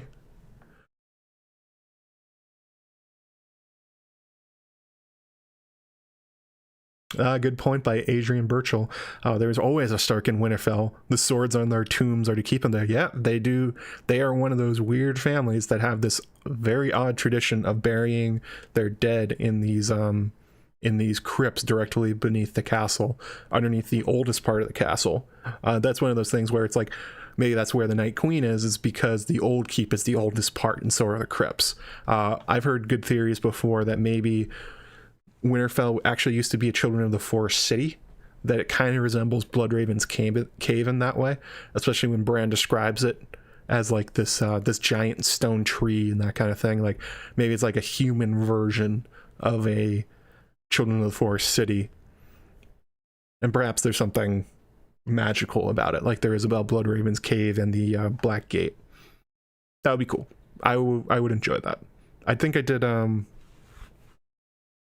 yeah, the crypts in Winterfell are super interesting. I love thinking about like it's also like one of those things like that is unique and weird in A Song of Ice and Fire. Like there's kind of something similar with the Barrows and in Barrowton, and kind of something like that with the Lannisters in Casterly Rock, but we also know that Casterly Rock was a Children of the Forest enclave first, then it was taken by the Casterlys, then taken by the Lannisters from them. So if those are supposed to be parallels, then yeah, that would make sense if Winterfell used to be some kind of important place for the children. Oh god, we're up to 141 likes. At 150, remember, I'm going to change my hat to the silly one that doesn't fit on my head, and it's going to look really ridiculous. So if you like seeing me look silly, hit that like button.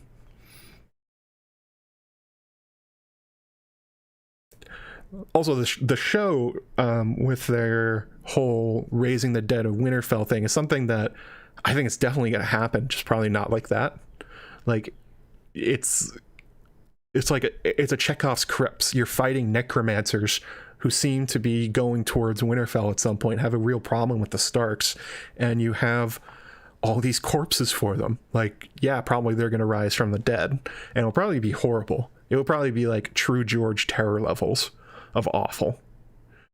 Especially if some of the characters still look like themselves. And it's not just the lords that are down there either. The lords get the statues, but other people are buried down there, like Lyanna's down there. That's something that people were like, oh no, these characters don't get buried in the crypts. Not all the Starks get buried in the crypts. It's just that they don't all get the statues with the swords and the direwolves. Oh god, 4 away, 146 likes. God damn it. I really should not promise these things. Yeah, Karsnark, the strange part of the crypts is that they were reverse filled, and there's a predetermined number of tombs. Exactly. They're already carved out, it looks like, and they're going deeper up. That's backwards. That's totally backwards. Most crypts you start at the top, and as you need more levels, then you dig down and you keep going like that. It's like this weird countdown for the Starks where somehow, like, and they're almost out of spots. Like, I'm sure they could carve more, but they're almost out of spots for the crypts, and it seems like there's exactly the right amount for the Stark family. Oh, that's really disappointing.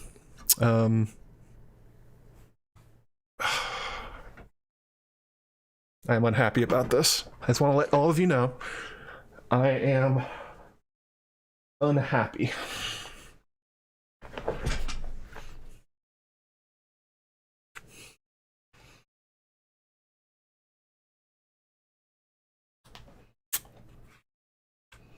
Does not fit on my head. It is too small.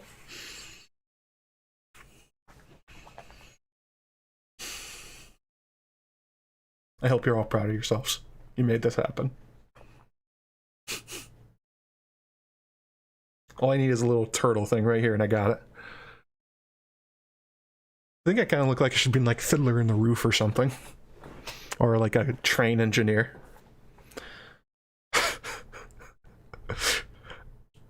I hate this. How does George wear a hat like this? It doesn't even cover anything. It's not covering your face.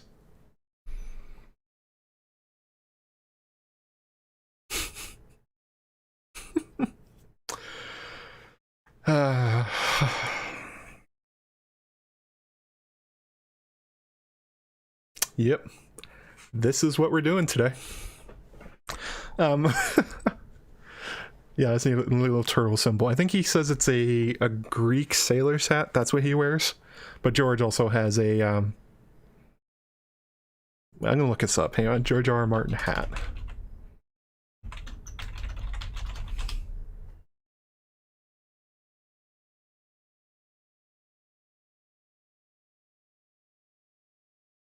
Actually, that's one of my favorite things about George's Twitter is he always posts pictures of him wearing stupid hats. It's one of my favorites. I don't have suspenders, though. I can't really pull it off. A Greek fisherman's hat, that's what it is. Yeah, I don't know why he likes that hat, but he wears it.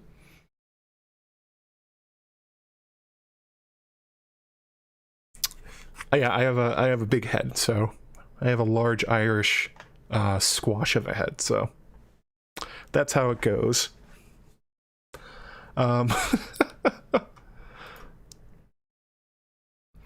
that's actually kind of impressive. There's 167 people watching. We got 152 likes. Like, you know, people come and go, but that's hard to do. It's not often you get almost as many likes as you have viewers, especially when you get bigger numbers of people in. So we got 15 minutes left. Then I'm going to go offline and get ready to watch Chloe and Radio Westeros at 5. And probably like eat or something. No, I have other stuff. I have to write. That's right. I have to finish my theory. The Aegon, how he takes Storm's End thing. Who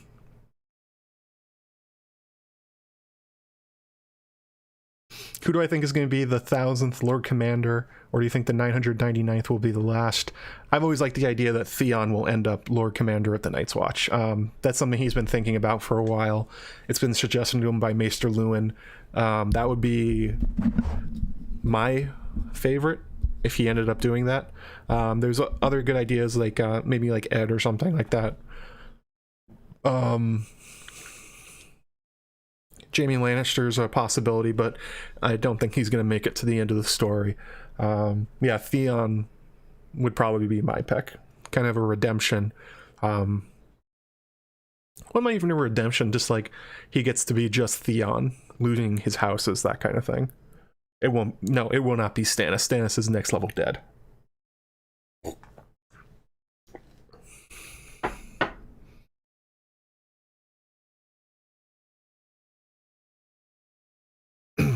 Rocinante says, could it be that Winterfell actually started underground during the long night like Moletown, so the crypt would be along... Yeah, absolutely.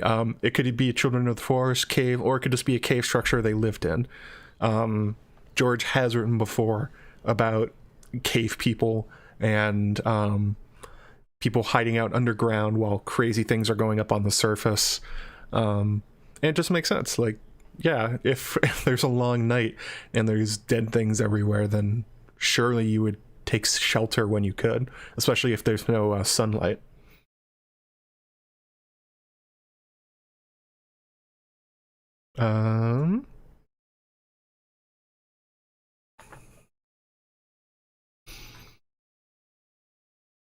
Yes, I do have no one to blame but myself. I did make this promise. I need to make better promises, I think, is the idea here.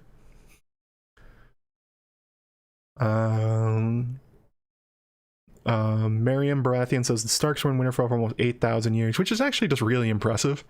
Like, the same family for 8,000 years in one castle never happens.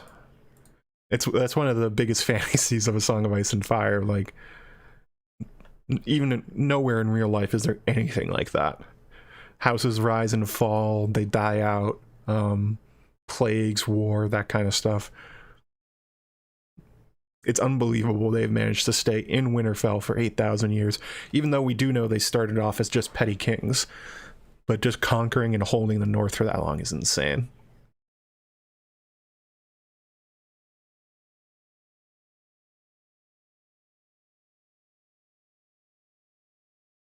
No, Adrian, that won't be happening. We get to 200 likes, Bernie will peg the entire chat. There we go. Since we're not going to get there, I think I'm safe making that promise.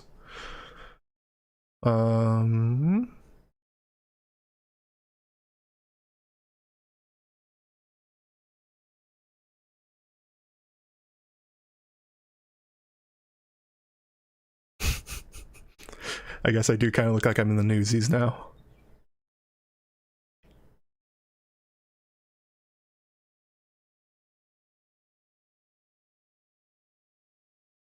Laura 7N says, what does Davos's endgame look like?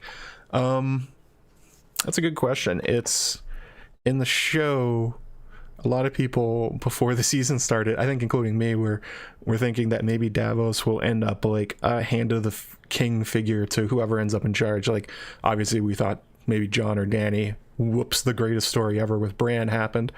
Davos managed to live through the whole way. I don't think George is going to kill Davos. I think he probably will live to the end. And you know, he's been a pretty good hand of the king to Stannis. He's a useful person. He's got a level head. He's got a good perspective. Like the exact kind of thing that Varys and Illyrio have been trying to push forward through young Griff, with somebody in charge who has a perspective more on the ground. Like, that's literally what Davos has. So I think his endgame will probably be in whatever the power structure is at the end of the books. Although he's going to be definitely a broken person, because it will hurt him the most when Stannis burns Shireen. And if he has to watch that, or if he has to figure out it happens later, whatever one it is, it's like going to emotionally break him. Although at least in the books, he still has some children, I think, and his wife, so there's something there for him to hold on to. But what's wrong, Bernie? You made this promise earlier. I thought you would like it.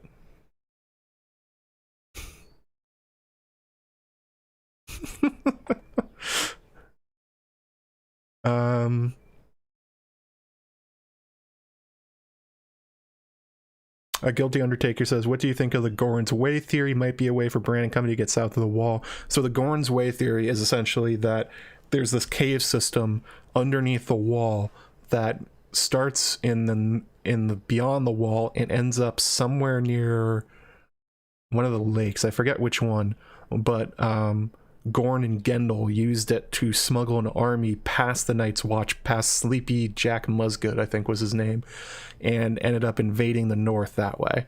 Am I thinking of the right thing? Hang on. Gendel and Gorn. I want to make sure I got this right.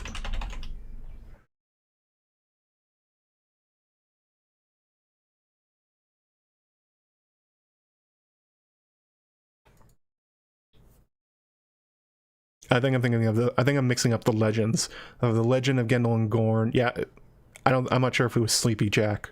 It might be. But anyway, they snuck underneath. They ended up losing. The Stark and Winterfell called up their troops, defeated them, and sent them packing back into the caves. And the story is that the descendants of Gendel of Gorn have essentially become like cave monsters, that they still live in there to this day.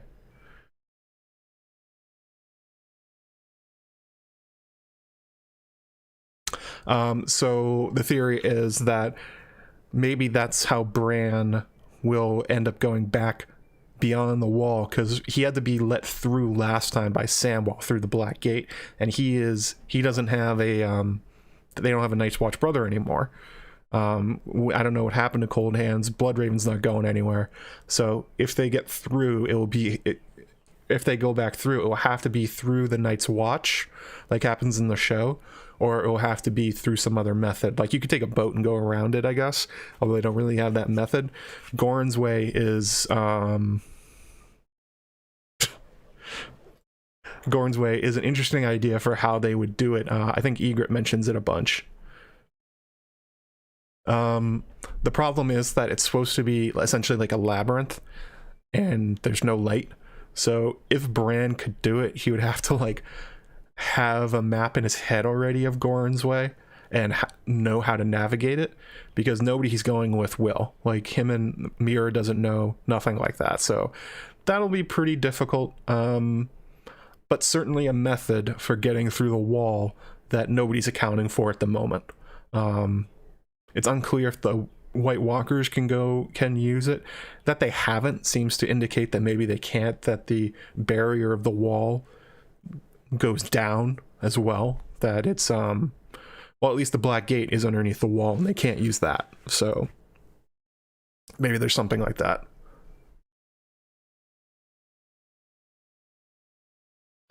I appreciate that you guys are trying to push this to 200 likes so that to get Bernie to do this. We just got about just a few minutes left, so any last questions, throw them in now. Tag me at AskJoeMagician. And again, if you're thinking about like super chat or anything, I would say instead give it to the Minnesota Freedom Fund to support the protesters out there. I'm gonna drop the link in the chat again. You're better off giving it to them directly through like PayPal than giving it to me and having me donate it, because YouTube takes a big cut of your super chats. I don't think most people know that. I do not. If you give me $20, I get like 8 or 9 or something like that, and I won't get it for a month. So if you want it, the better way is to do it today through their website.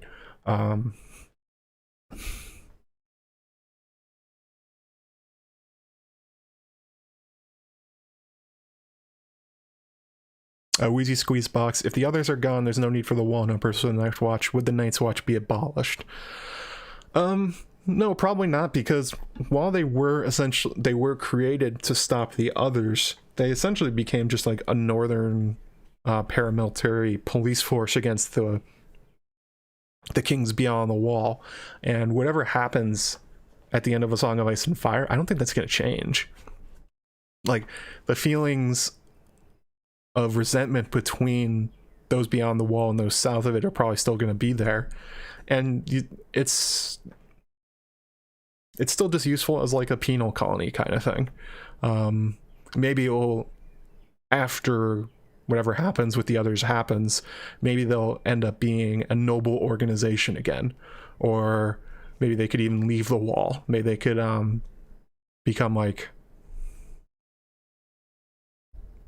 I don't know, maybe something like hedge knights tend to serve, or maybe some sort of just an order that is now detached from the wall and serves the kingdom in general, like some sort of permanent military force or something like that. So I mean, you can do things with the Night's Watch if the others aren't there, although that's assuming that they get killed forever like they are in the show. I'm sure if that's possible. So yeah, I think it's very possible that there continues to be a Night's Watch even without the others, because they've continued to do it with them gone for 5,000 years. So you can always find a use for them if you want. And presumably Bran as king will find some use for them.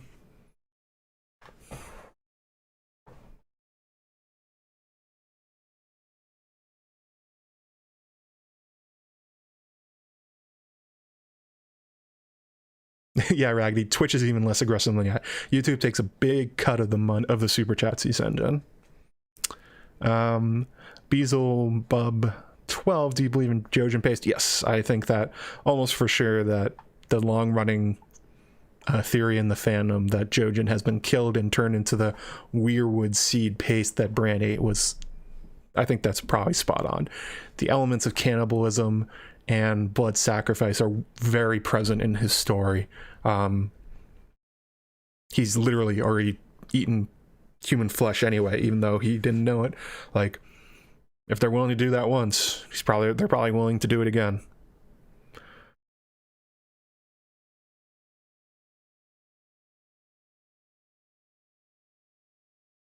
So let's grab one more, and then I think we'll call it a day.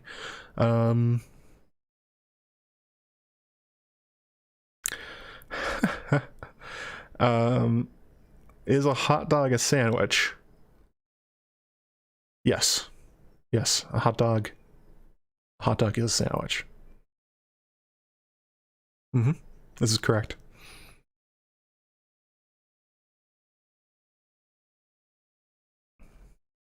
All you deniers are just holding on to tradition instead of understanding the truth of the sandwich.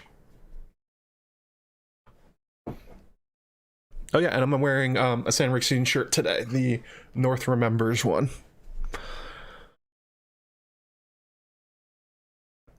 All right, so what do we have coming up on the old channel? I am working on my next video about how young Griff and John Connington in the Winds of Winter will take Storm's End, like it seems like they have. Like, how did they do that?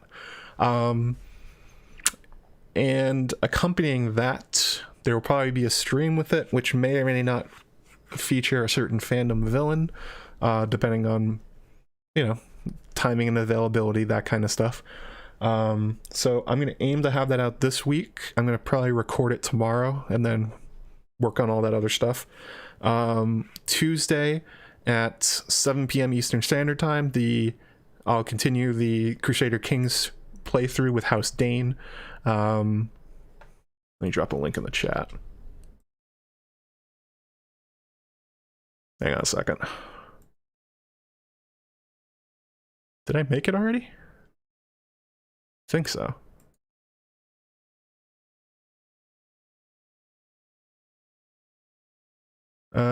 Yes. And then they dropped the link for that in the chat. So that's the link to the Crusader Kings 2 thing. Next Saturday, same time, 2 p.m. Eastern Standard Time, we'll be doing another Quaranstream. Have not picked the topic yet. Thinking about maybe doing that David Lynch Song of Ice and Fire thing, although that may be like something for like a patron only episode or something like that. I haven't decided yet. I'll let you know during the week. Follow me on Twitter and all the things, at the Joe Magician on Twitter. Also, if you want to support the channel, I have a Patreon at patreon.com/JoeMagician, where you can get access to my patron Slack, where last night we were talking about Duncan Egg and how Barry Bonds deserves to be in the Hall of Fame, while drunk. That was a time. You can also get episodes early. You can get Sans Rixian's artwork. And actually, I'll put up the artwork that I used for this on the thumbnail. That's a Sans Rixian piece of art that I didn't end up using for the thumbnail, the Killing of a Ranger Part 2, but I'll put that up there so for patrons to have. Yeah, thanks for everybody for coming. Thanks for slamming that like button and spending a couple hours with me.